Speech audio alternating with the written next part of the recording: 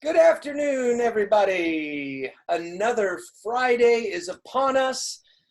This is Jason Leva with the Fort Worth Community Arts Center. We would like to welcome you folks to another fabulous edition of our boxed lunch program. Today we are going to the south side of Fort Worth, Texas with a very special guest. So ladies and gentlemen, please help me in welcoming our lunch guest today, Megan Henderson. How are you doing today, Megan?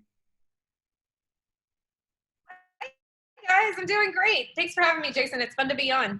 Absolutely. I've been a big fan of this program. I've been watching you. Yeah. Well, we are so very grateful that you took the time to join us for lunch today, and look forward to hearing what's going on in the Near Southside over in Fort Worth. Yeah. So before we get started, do you mind just introducing yourself and Sure. telling us a little bit about who you are and what it is you do? Okay, sure. So I'm Megan Henderson, and I am a Southside kid. I am diehard Southside. I work for Near Southside Inc., and we're a nonprofit community development organization. We're different than what most people think of as development organizations that are exclusively focused on building things. We believe in kind of building the built environment, all the buildings and the stores and the retail fronts that you like to go to, but also building community and culture for the district. So my job is to focus on that piece, all of the events and festivals and community connection points that help foster a really special place for people to spend their time. So that's what I do, and produce some festivals that you may know in ArtsGoggle, Open Streets, and Freddie on the Green. And then there's a myriad of just kind of crazy behind the scenes work that happens in a community role where you're just answering questions and problem solving. Well, we are so grateful. There's some wonderful activities over there, and that area is really booming, and a lot of industry and new things coming over there, and it's just amazing to see some of the progress that's happened over there on that part of the town. So thank you for all you do, and again, Sure. just very appreciative that you took the time to come and join us and talk to us a little bit about what's going on these days. So what isn't going on, Jason? What isn't going on? It's like a lot. It has been another interesting week, and it just keeps blowing my mind in terms of all of the things that are out there in the world these days. So before we delve into all of that, do you mind telling us a little bit about what is on your lunch menu today? Ooh, I'm so excited. Yeah, and some of the ingredients that you have to procure that. So in our house, we've gotten really creative and kind of COVID conscious in our budget and our grocery shopping. And at the end of every week, we have this weird assembly of small Tupperware things left in the fridge. And I'm sure all of you have that too. You know, a little bit of this. I said I'm turning into my grandmother where I have like one dollop of a thing left in the fridge. But this meal is what we call midnight meal, and it's one of our favorites here at our house. My partner, Tatar, and I make this a lot of nights when we come back from a long work day, and neither of us really wants to be the one to cook. So I have leftover rice. Everyone has, if you're a Chinese takeout gal like me, we do a lot of Thai food, so I end up with leftover rice from Thai food. And that leftover rice mixed with all of the kind of fundamental yummies from your fridge. So I have some Italian sausage, some peas, and a couple of fun toppings like avocado, cilantro tomatoes, maybe furikake, and red pepper, and sambal sauce. That's really the essential. Sambal and eggs. So this is really Korean comfort food, but you can use it with kind of cultural cuisine across the board. So obviously cilantro tomatoes, that's a taco leftover for our house. And the Italian sausage was from last night's dinner for pasta. But if you mix all that together, it makes one really gooey, yummy, delicious meal. So midnight meal. Yeah, sounds absolutely fantastic. So I too am going the leftover route on this fabulous Friday. I'm pretty excited. So I usually ask about the secret ingredient, but I think we both realized that one of my main ingredients appears to be a secret as well. So today I am going with Cheddar Bay chicken biscuit sliders. So my ingredients are pretty simple. there is a boxed version that you can get at the supermarket of Red Lobster's chicken or Cheddar Bay biscuits. So I procured one of those, had it a couple of days ago, and saved a few just for the box lunch program. And then I've got some chicken strips that I pre-cooked, so I'm just going to put that all in the skillet, warm it up, and then make some chicken sliders today with a fabulous Red Lobster biscuits that they have. So there's a I might just ditch my meal and come to your house. If it wasn't COVID, buddy, you'd be in trouble. I'd be headed your way. You're welcome. I can just wrap it in saran wrap. I'll spray it with Lysol and I'll slide it right out the door. You can just swing by and pick it up, and you're more than welcome to come over and try one. So sounds good. All right, Megan, are you ready to make some lunch and answer some questions? You got it. I'm on it. I'm going to start going. Awesome. So what's the first thing you do whenever you're getting started to prepare your meals? Well, I've got all of this stuff sort of dished out because I was smart to know our time would be limited, but I live in this green old 50s house, so the first thing that I have to do is fire up this old stove and make sure it's one of these kind of rad. Our stove is a 1952 Frigidaire. Really rad old guy, but every once in a while it kind of gives out on me, and so it's worth giving it a test around. Just kind of get the butter warmed in a pan, and if the butter starts to melt, I know I'm in good shape and I don't have to call the stove repair guy this week. So that is sweet. That is a beautiful stove. That is so cool. It was one of the things that sold us on the house. We walked in and we said, you know what? Who knows what else is going on behind these old walls, but that happening in front of it is worth living with. So it's a gem. It has its little moments, but it's been one of the things that, especially when we're all stuck at home during COVID, everybody wants to cook in the house. It's great to have a big old wide stove that the kid can kind of join you and do her little piece of the meal as well. So I'm going to get my butter going and then put in some rice and sausage to warm up. Very nice. All right, it's looking good. Like I said, mine's pretty easy today, so I'm just going to warm up the skillet and throw everything in there, and then we'll start finding out how things are going over there on the south side. So while you're prepping that lunch there, I was curious if you wouldn't mind talking a little bit about how your organization and you yourself have been reacting to the COVID-19 and how you've been affected over there at the south side. I think the biggest effect is that our we kind of play both sides of this. We have a huge medical community in all of the hospitals, and clearly those guys have been through a systems change. And our small business community has just been taken for a roller coaster ride that feels like it won't stop. So the creative class of the Near Southside is really in a pretty dire situation. And as an organization, our team, there are 5 of us that work at Near Southside Inc. We feel like every day it's our job to wake up and say, how can we help you today? What's in crisis? How do we as a community organize our resources and our creativity and sometimes just our lived experiences to kind of use this community brain trust? And that has been something that's been so fundamental to the way that we've just kind of approached COVID is don't map the future out too far. Really, you have to kind of take it a day at a time. The future gets really overwhelming if you start looking far enough down the line. But every day, we find these incredible stories of resilience. Yes. Where somebody just helps another person. They are generous in ways that is just profound. And someone else comes up with a really creative solution, like laminating the menu or moving to curbside. And those little moments give us hope that together we're going to figure it out. We will work through it. So that's kind of what the day-to-day organization is like for us. Nice. So I'm curious, I know that there is a collective entity over there at Near Southside. Can you give me a rough idea as to how many businesses and companies over there are considered under your umbrella? Yeah, so our organization is a member organization. It's kind of like a chamber of commerce. We're more than commerce, we're commerce and culture. But we have about 400 business members that pay annual dues to us to support the ongoing revitalization of the neighborhood. And we have literally thousands of stakeholders, 40,000 people that go to work in the hospitals every day, hundreds, over 300 small, locally owned and operated little storefronts, the mom and pop guys. And in our world, all of those people matter. The membership is nice and it helps us pay for the bills and the work that we do, but the community is really a much bigger thing than the membership. And that's who we answer to, is the whole community. Very nice.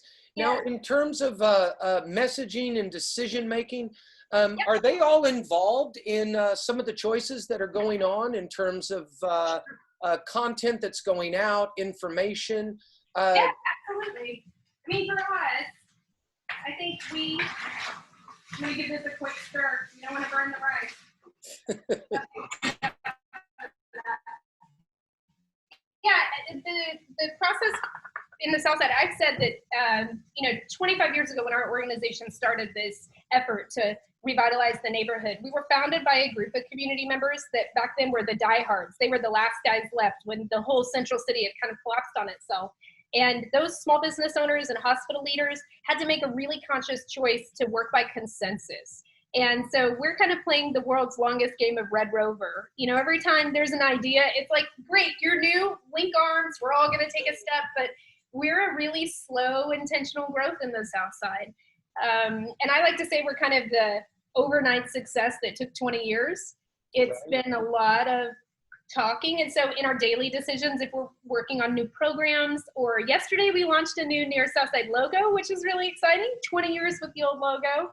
And we made a big change to kind of update things, but it was a big, heavy community process to talk about how we really envisioned ourselves. So we try and include as many voices and as many different voices as we can, because that different perspective really softens the edges of something. Wow, that's great to hear, and that camaraderie and community is something that's so very important these days, and it's always great to hear that organizations are coming together and working with each other to message and find solutions and continue to do what they can to move us through all of these challenging times. So hats off to that. And I'm curious. I know you talked a lot about a lot of the events that were scheduled. I'm assuming that several of them have been canceled or postponed, rescheduled, however you like to define that.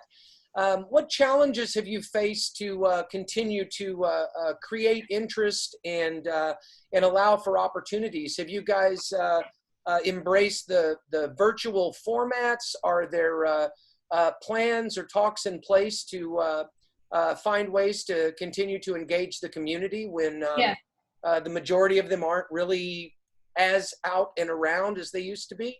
Yeah, I mean, I think for us, one of the decisions that we made early on was that we could either try and do the same thing we always do in a different medium, or that we could really stop and listen to what the need was in the moment. And so instead of just shifting all of our online or our programming, our street programming online, we sort of said, I think what we are better to do is adapt to the need of the time. And so part of our transition in the work plan has been to do some long overdue housekeeping. We spend a lot of time thinking about what are all the projects that we always say we wish we could do them if we had time. And if we're going to cancel these festivals, how do we build a stronger set of tools for the moment when the economy turns back on and events are back to being normal and people are gathering? How do we have the most robust set of tools that we can have for that big moment? Because we're going to need them. And we may need them in between now and then. So we've done a lot of housekeeping and website building and sharing information from the small business community. Right as COVID kind of hit the Texas area, we knew that our community members were going to have to make decisions in almost rapid time, right? They were not going to have a lot of time to kind of think things through and plan and try something. And if it didn't work, try it a different way. So we started an online chat room for that small business and creative sector and said, listen, everybody get in the lane together. If you've got a good idea, share it. If you tried something and it didn't work, tell us so that we don't spend time with 40 people doing it wrong. If one person gets it right, then it's kind of this think tank effort. And for our neighborhood, it was a huge awakening that in that information sharing you have so much power to be successful. And I think what has always amazed me about the Near Southside is that business owners are not too proprietary. They're so generous in their knowledge. They will help the neighbor down the street at every opportunity. They buy from each other. They promote each other. And I think that's kind of an all boats rise with the tide theory. And I hope that as a city, a whole city, we will think in those terms. Because I've heard from some other small businesses that say, how did your neighborhood figure this out so fast? You know, we're over here really struggling. And I said, it's not because any one of them figured it out, but it's the one piece that everybody figured out they shared. And I think we as kind of a community have a lot to learn about that. And we can take that message and apply it to a lot of other parts of our lives. Maybe it's how we're handling our children or how we're becoming stronger office workers, even if we can't go to the office every day. Yeah, collective consciousness seems to be imperative, and I'm always amazed in regards to competition between businesses and things, and it seems to me like you've got a great model over there for that support system, because if one business is doing well, I would assume it would attract people and awareness to the other businesses around it. And obviously vice versa, if for some reason a business is struggling, I would think that that would bleed over to the other areas as well. So sounds like some great stuff. Is that collective public or just for the entity itself? It's a little inside baseball. So it was by invitation to each of the brick and mortar business owners, and then also to some of, influential creative class individuals in the neighborhood. So maybe an artist that has an art studio, or that we know to be really active in the neighborhood from, music and entertainment and performance arts. Those guys were all included as well, because while they may not have the brick and mortar, they certainly have a huge impact on the cultural value of the neighborhood, and so we want them to participate. It's a fairly small group. It gives them a lot of space and comfort to be honest about how things are, and we have a space. It's not fully public, but it's also not you talking to yourself in a silo. It feels like there's a lot of room for kind of a frank review of how things are going. So the small business sector is strong and resilient and tenacious, and all over Fort Worth you see people just digging their heels in to say, I'm not giving up. I don't know what the answer is, but I'm going to try it and try it and try it until I figure it out. And clearly our arts community is that as well. And they're facing with, large scale event cancellations. We unfortunately had to cancel ArtsGoggle, which is, that one hits you right between the eyes. It was really sad to say we just don't think it's safe to pull it off. We're now trying to rethink what programming we can provide in support of our artists in the Near Southside in lieu of a big outdoor street festival. So we're looking at a lot of really exciting opportunities for October. So we're going to rename October to Arttober in the Southside, and the whole month will be dedicated to showcasing artists, finding sales opportunities for them, and building for the future some of the arts resources that we may have today, but we need a bigger, stronger version of that resource, or we may be missing it today, and we need to put a concerted effort together to build it. Wow. That's the plan. And so, and just a little pitch, I'm just going to throw this out for you. I'm just going to lob you a softball. Yeah, do it. You only advocate and speak for art on the Near Southside. You also have a personal connection to art as well, if I'm looking at my notes correctly. Yeah. And, do you mind talking about that a little bit? And sure. So I hope this is what we're talking, because what I'm talking about, my partner, Tatara Siegel, is an artist, and she's an incredibly skilled glass and ceramics artist. She has a full-time gig at Seneca Studios, which is a glass studio, gallery, and education space. And every day I see her do incredible work at Seneca. I mean, they work with veterans programs, they work with children's programming. They've got some incredible kind of art therapy that they're now working through, and a lot of public programming where they roll up those big glass doors and invite people to come in and learn. And obviously they've had to shift during this time. It's glass blowing is an art that takes your mouth, and so they've had to be very careful about how they operate their studio, and most of their public programming has transitioned online. And Tatara is a wild woman making art every day. I think some artists during COVID have felt really stifled by the crisis, and it's been hard to create. And I respect that so much, because I think if I were an artist myself, it's probably where my head would be in. And then other artists have been really inspired by this period of time. And so, this dynamic social tension and your connections to each other and how we're defining connectivity these days. So Tatar has been making a really beautiful body of work at Seneca and here in our house during the pandemic. And I can't wait for everyone to see that. It's great to have an artist at home. It really, I will say, if nothing else, you always have a full set of entertainment. You're never bored for projects when you're at home with an artist.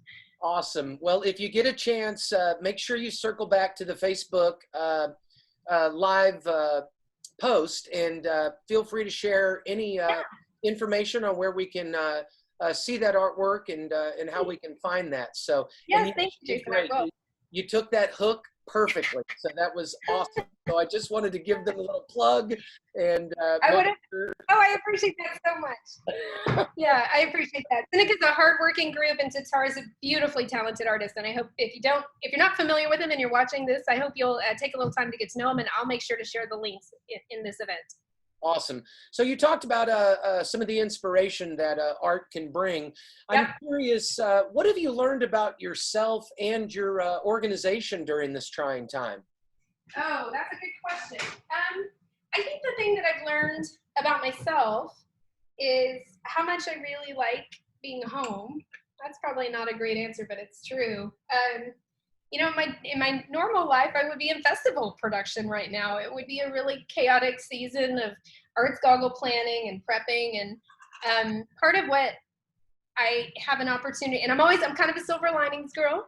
Part of what I've realized is that this time, despite being kind of difficult, is really special for my family. I have a lot more time with my girls, my daughter, Esme. Tatar and I have all this time with our daughter and playing games and building Legos and, you know, things that in real life, I often find myself kind of shortchanged for that stuff. So I like to be home, but I definitely don't want to do it at the expense of my community and my friends. So there's a fine balance in there somewhere. And for the organization, I think what has been proven true, and in so many ways, it's kind of sad that it's had to prove itself out, but these connections that our community has spent 25 years building, you know, for the knowing everybody and having their contact information and caring about your neighbor, that is a form of resiliency that's proven itself to be so valuable, is that you have to care. You can't, in the moment of a pandemic, start caring about each other. It has to have been this kind of base of the pyramid that over all the years you've proven it, you've demonstrated it, and it's fundamental to the way you react. And I think it's why you still see so many of our businesses slugging it out and not giving up. It's because their neighbors care about them, and they'll wait a little longer while you figure out how to deliver the meal at curbside, or they'll pay a little more for that special service that's being offered. And the kind of fundamental of being kind to each other and using kindness as your compass.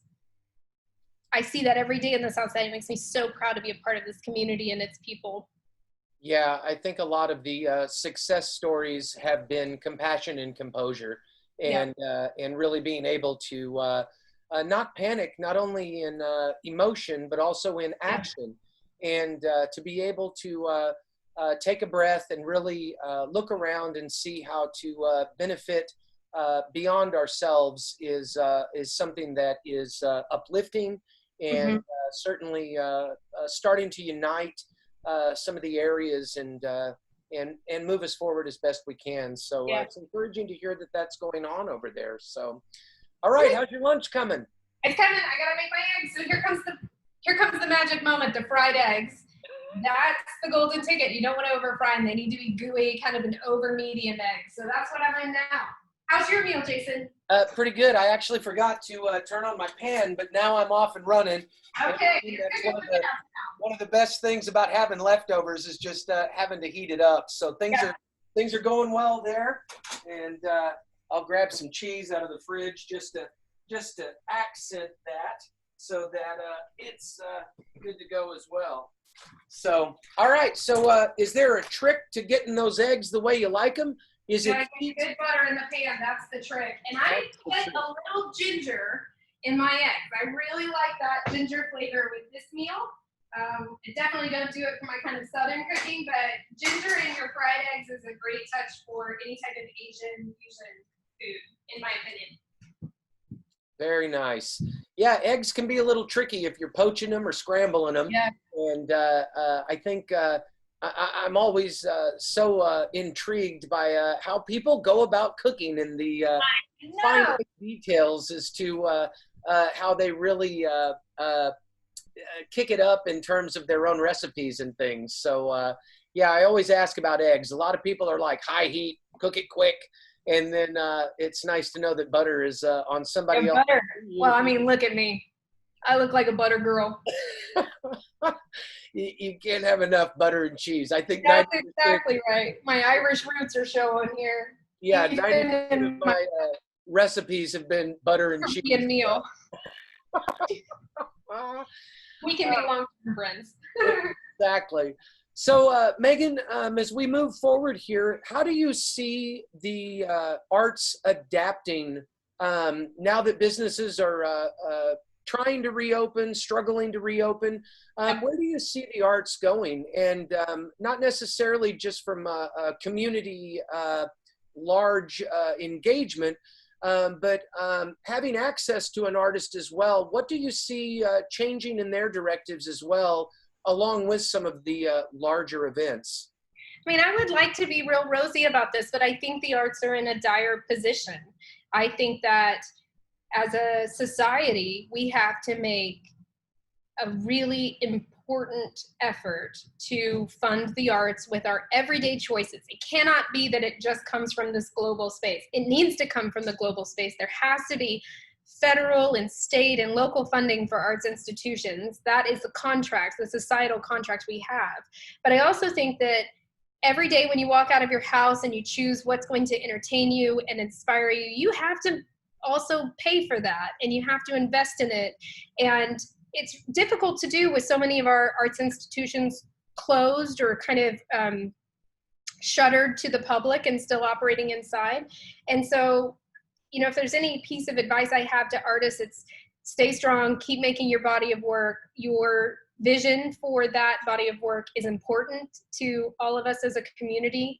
And the stories that you tell through arts are just so fundamental to the way in which we learn about ourselves. But if you're not an artist and you believe that the world needs art, then you have to take action. You know, it can't just be a conversation. It really has to be a verb. You have to go do something about it. And so I'm trying really hard to find ways myself in supporting artists. Yeah, I know a lot of people have a presumption that a lot of these organizations are going to be able to buckle down and take care of themselves. And I'm always curious. There's been a lot of talk and discussions about when we come back and have live events again. And I know that there's a lot of concern about safety and gatherings and things. And so I really hope to see that people are investing in their artists by donating. And even though the actual events are not happening, I hope people realize that they can still reach out and support some of these organizations so that when we do have the opportunity to come back, they do have some of that funding. And I find it ironic that people, you know, pay $12-15 a month for Netflix and all of these streaming services. And I really hope that people understand that those things are available for the local organizations as well. Because I really do believe that once we are allowed to safely reconvene, that people are going to come rushing to that. And I hope that they're not surprised or disheartened that some of these things will probably be scaled back, not only for safety, but also just for funding. And so that door hasn't closed for people to be able to continue to pay a subscription fee, so to speak, to their favorite theater or artist or community engagement program, and really be able to continue to try find ways to support those people so that when we are able, they're available. So yeah, and you know, Ann Zeta has this great saying about transit, and she's consistent. She says it all the time. She's a transit advocate. I'm a transit advocate. When I met her, I had a long list of things I wanted in this city. How come we don't have this? How come we don't have that? And her response has been dogmatic in saying, you have to support the transit you have to get the transit you want.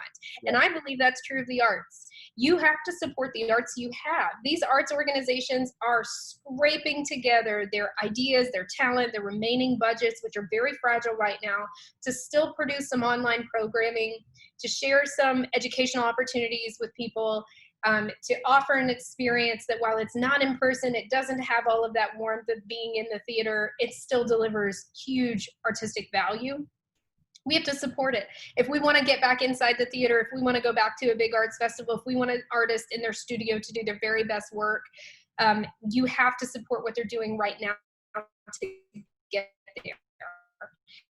And we have to be partners in the journey. And I believe that arts organizations are getting clever, like you're saying. I would encourage any person who runs an arts organization or makes budget choices for them to consider offering the public a small monthly renewing contribution. If you could get every person who likes your post or cares about you but hasn't been to a show yet to give you $5 a month and sustain you through that, sometimes those really small slices add up to a very impressive support system. And right now, when everyone's personal budgets are also kind of vulnerable, we have a hard time saying, oh, I'll make a $250 annual commitment to this.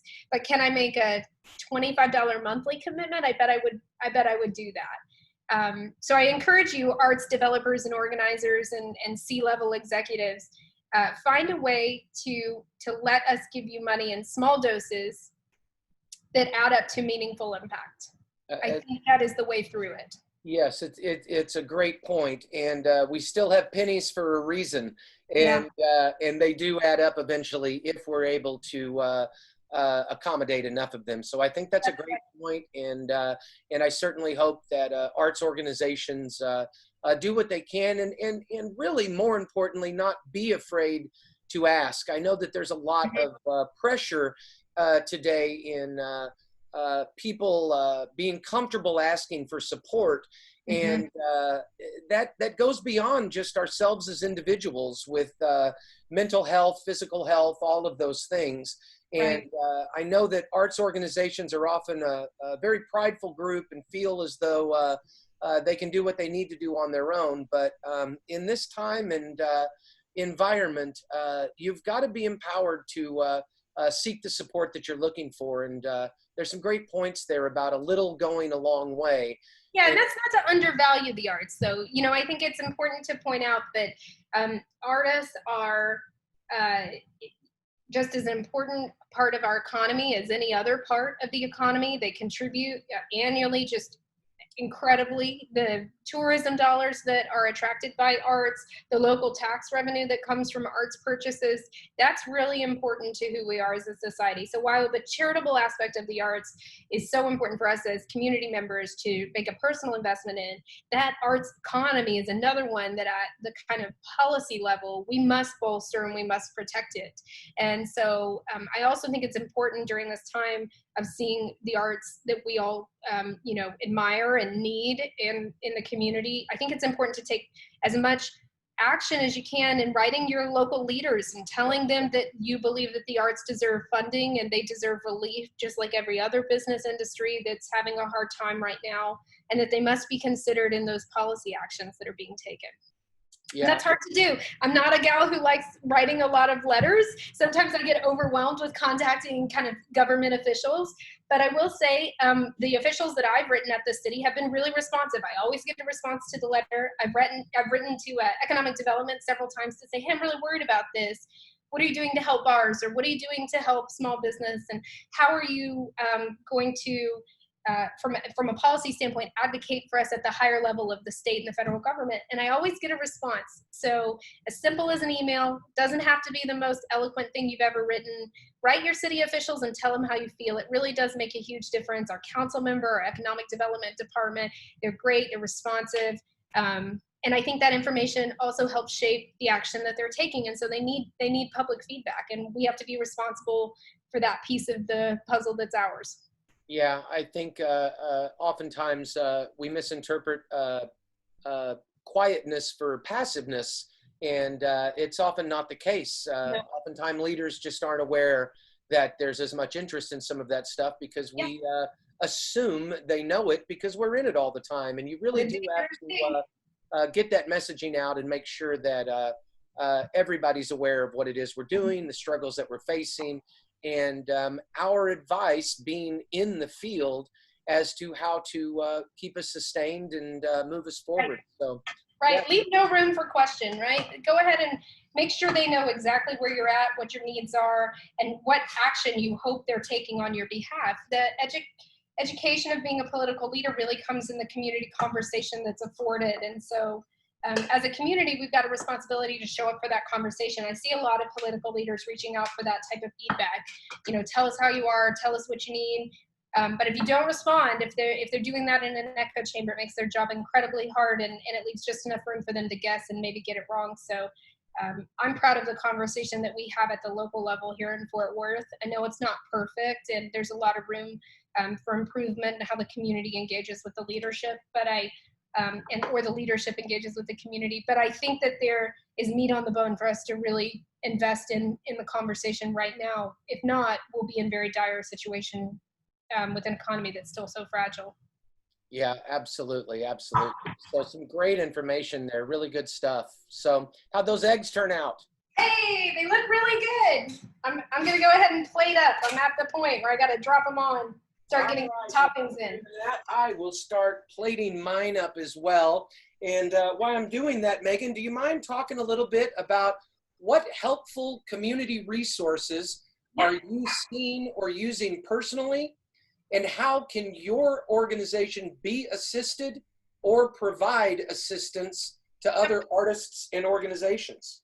So right now, the Near Southside in March saw the writing on the wall. It was going to be a hard economy. And in early April, we got a phone call from Marty Englander, who is the owner of Kenco Wines on Magnolia. Right. Marty said, Megan, my staff is having a really hard time, and I know the neighbors' staff is having a hard time and the business down the street from them too. So I want to do something to help out. I'd like to make a contribution to a relief fund. Is there one that I could give to? And I said, well, there's this great relief fund that Visit Fort Worth is operating, started by Rachel Goulet.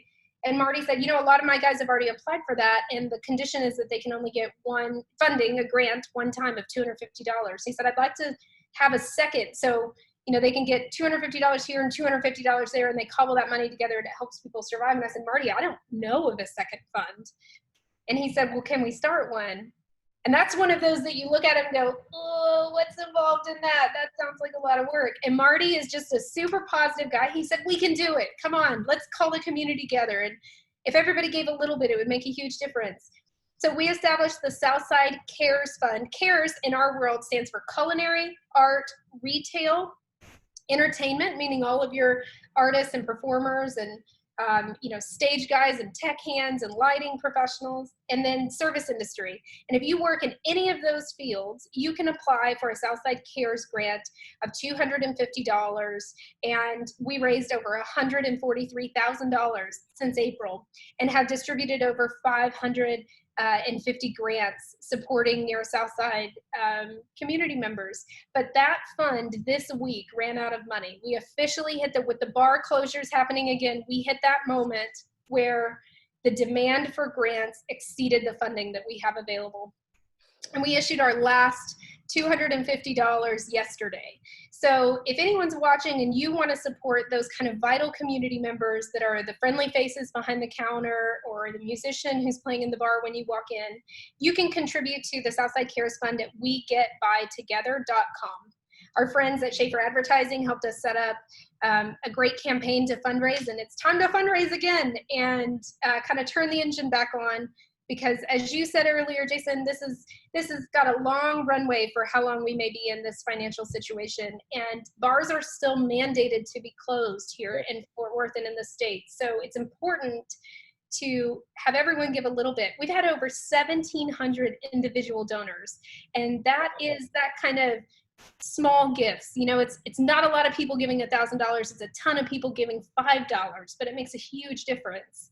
And if you would normally be buying a cup of coffee and you have been making your coffee at home, think about that tip that you usually leave for the barista and go ahead and put it back in the Southside Cares Fund so that we can pass it along to them and keep those people afloat until they can return to being your barista behind the counter. Yeah, that's great. Any link you can give us on the comments on the Facebook page, please make sure you drop that so we can do what we can to get that information out and more importantly, contribute. So very nice. All right, so are you all plated up and ready for lunch? I'm almost there. Yep, I have grown my own San Marzano tomatoes in the garden, so I have a few of those to throw on the top, a little bit of cilantro, and my favorite thing, which I put on every single dish, and I told Natalie's my good buddy, works with me at Near Southside, I said, Natalie, I'm just gonna eat a Snickers bar on live TV here instead of cooking, so I don't get it wrong. And then we both agreed it would be more fun if I did something spicy. So I've got some red pepper flakes that goes on the top. You can see this. Yep. Meal coming together, and a couple dashes of this great furikake. I get this from Trader Joe's. They have a really good version with the sesame seeds and seaweed. And I'm plated, sir. Very nice, very nice. Okay, now before you show it off, Yep. any tips or tricks to stay sane physically or mentally while we're moving through all of this pandemic? All right, Natalie Chapa, this one's for you. During ArtsGoggle season, there are clearly some overwhelming days in our office, and our whole team just works like dogs to get that festival out the door. And every once in a while, Mike or Becky or Allison on our team will walk in, and Natalie and I will be laying in the Near Southside conference room with our backs on the floor and our legs up in the air, and we'll just put our legs against the wall and lay there. And I'm telling you guys, that lay on your back, throw your legs in the air thing, it really works. It's not yoga. It's just kind of purposeful stillness. And so that's my number one tip. You having a hard day, just get on your back. Figure out how to put your feet on the wall. Take a few minutes to breathe in deep and know that you're strong and you can get through it. Awesome. Yeah, that's a great, just breathing, I think sometimes can bring a lot of peace to your soul. And I'll try that, getting some more blood flow to my confused brain these days by... yeah, it's really what it is. It's just draining all the blood back out of your feet from sitting at your office chair all day. Great tip, great tip. All right, let's see that wonderful lunch. All right, here she is. This is sambal, eggs, Italian sausage, peas, rice and soy sauce, a little homegrown tomatoes, and fresh cilantro. Absolutely beautiful. Just looks fantastic. Mine looks a little more ragamuffin here. Hey, that's okay. Ragamuffin. I assure you it will be delicious. So Yes. there is my chicken Yum. cheddar butter biscuit bay. Invite me over. I'm telling you, I want an I invitation. know. I threw a little cheese on there. Comfort food at its finest. I have one more question for you, and this is the most important one of the day. How and where can we keep up with the activities, the planning, all of the great things that are going on at Near Southside, and find all of the wonderful assets that are over there? Yes, of course. So like I said, we are pivoting and we have big plans for this year. October is going to be huge. We've got programming that we offer on a regular basis to keep the community connected to each other, and we're problem solvers. So if you got a problem and you think we could be your ally, we want to be. So find us at nearsouthsidefw.org. That's our current website. We'll be launching a brand new website at that address soon. And more importantly, follow us on social media. You can follow Near Southside on Facebook, on Instagram, on Twitter. We update that every day, and we're sharing the great work of all of our small businesses. So it's really the best place to see the heartbeat of the community right now on the Near Southside Facebook and Instagram channels. Awesome. Megan, some fabulous information. I'm so grateful that you took the time to join me for lunch. And with that being said, any final thoughts or comments for everybody out there? Buy a piece of art, buy an art experience, contribute to an organization that you want to sit in their chair again one day. Find a way to invest in things that you're scared of losing. It's the only way to keep them. That's my advice. Absolutely fantastic advice. Great. Megan, thank you. Thank you. And take care of yourself. I hope things work out well for you. Please, folks, get out there to the South Side, support local industry, local businesses, do all you can to stay positive. And with that being said, that concludes another episode of Box Lunch. We will be back on Monday with Opal Lee. Very excited about that. So make sure you join us right here on Facebook. Also, don't forget to follow us, Fort Worth Community Arts Center, on Facebook, Instagram. We also have some wonderful content over on our YouTube channel. So have a great weekend, everybody. Please stay safe out there. And with that being said, we will sign off. Get your fork ready. Take a little bite. Bon appetit, everyone. Have a safe weekend. We'll see you guys again real soon. Bye-bye, everybody. Bye.